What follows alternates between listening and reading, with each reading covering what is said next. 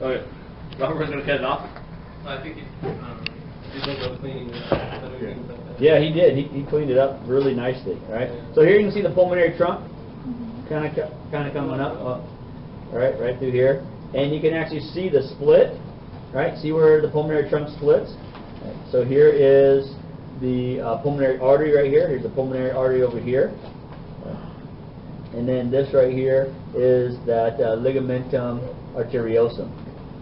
Here's the aorta coming up. This first branch right here. Oh, look at there. And you can actually see how there's two openings, right? This one over here is the right subclavian. This one is the right common carotid. And then and so Robert did a good job cleaning this sucker up. You have the superior or the anterior vena cava right here, and then the posterior one right over on this side. And then the vessels going back to the left side.